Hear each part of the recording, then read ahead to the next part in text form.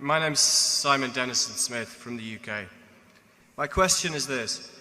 If you were starting out today with $1 million, with a vision of building a business with 20% average growth in value over 40 years, what type of investments and investment strategy would you look to make in the first 5 years? Well, it's somewhat interesting that we formed the first partnership 50 years ago, 2 days ago, Thursday, on May 4th, 1956, which was 105,000. That's my sister clapping. She was in the partnership.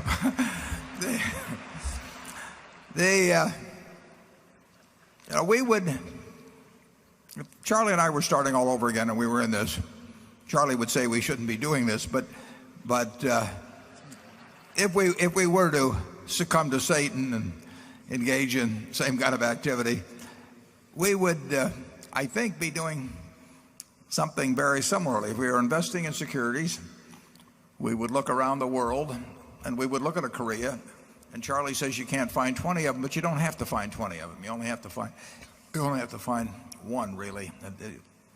You do not have to have tons of good ideas in this business. You just have a good idea that's worth a ton occasionally. And in securities, we would be doing the same thing, which would probably mean smaller stocks. It would mean smaller stocks because we would find things that could have an impact on a small portfolio that will have no impact on a portfolio the size of Berkshire.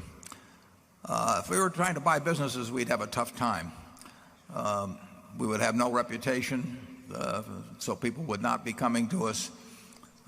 We'd be too small a player if you're talking about $1 million. So we would not have much success, I don't think, with small amounts buying businesses. Charlie started out, in real estate development because it took very, very little capital, and you could magnify brain power and energy, or I should say brain power and energy could magnify small amounts of capital in a huge way that was not true in securities. My natural inclination was to look at securities and just kind of do it one foot in front of the other over time. But the basic principles wouldn't be different.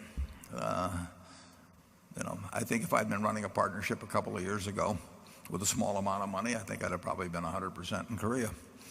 And, I would be looking around for something that was very mispriced and that I understood.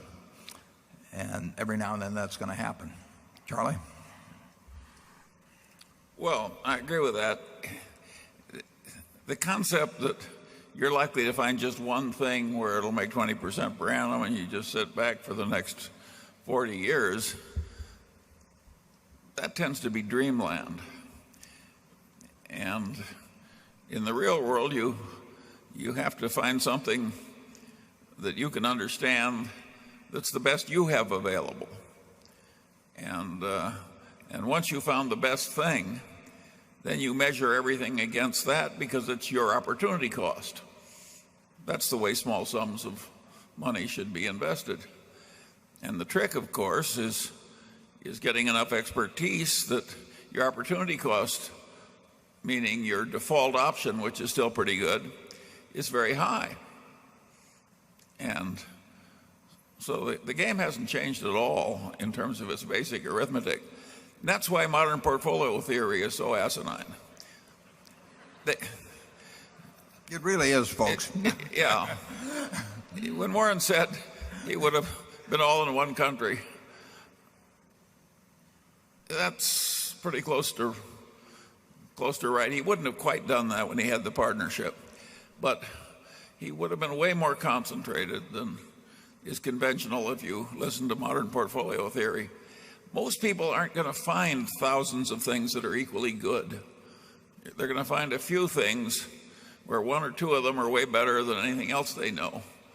And the right way to think about investing is to act thinking about your best opportunity cost. Number 9. By the way, that's in the freshman course in economics everywhere in the basic textbook. It just hasn't made its way into modern portfolio theory. We don't get asked to do book reviews.